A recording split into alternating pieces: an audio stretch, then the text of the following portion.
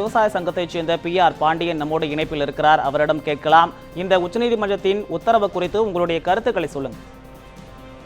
இந்த உத்தரவு என்பது எங்களுக்கு கிடைத்திருக்கிற மிகப்பெரிய மகிழ்ச்சி. விவசாயிகள், தமிழகத்தில் இருக்கிற அனைத்து அரசியல் கட்சிகள், தமிழக அரசு உட்பட தொடர்ந்து சட்ட போராட்டத்திற்காக அதற்கு வலு சேர்க்கிற வகையில் மக்கள் போராட்டத்திற்கு ஆதரவு அளித்ததன் விளைவு இன்றைக்கு இந்த தீர்ப்பு மிகப்பெரிய அளவில் நியாயத்திற்காக இன்றைக்கு வழங்கப்பட்டிருக்கிறது.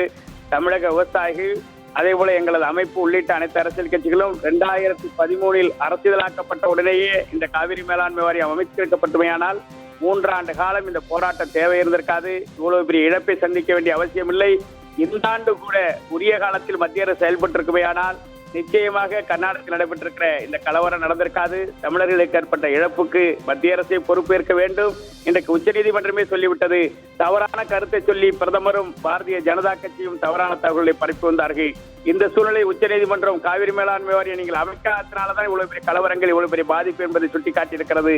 இந்த பாதிப்புகளுக்கு இழப்பீடை மத்திய அரசு தான் வழங்க வேண்டும்.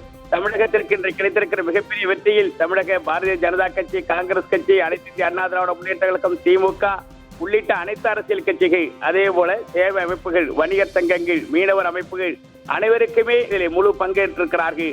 அந்த வகையில் அனைவருக்கும் நான் நன்றி சொல்ல கடமைப்பட்டிருக்கிறேன்.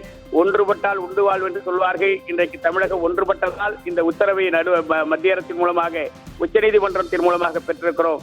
இனியும் ஒன்றுபட்டு தொடர்ந்து செயல்படுமையானால் இழந்த உரிமைகளாக இருக்கிற கச்சத்தீவை மீட்க முடியும், முல்லை பெரியாறு பாலாறு உரிமைகளை மீட்க முடியும், தமிழகத்தினுடைய இருக்கு உரிமைகளை பாதுகாக்க முடியும். ஆகவே அனைவரும் ஒன்றுபட்டு போராடுகிற ஒரு வாய்ப்பினை, ஒரு வழிகாட்டுதலை இந்த உச்சநீதிமன்ற தீர்ப்பு வழங்கியிருக்கிறது.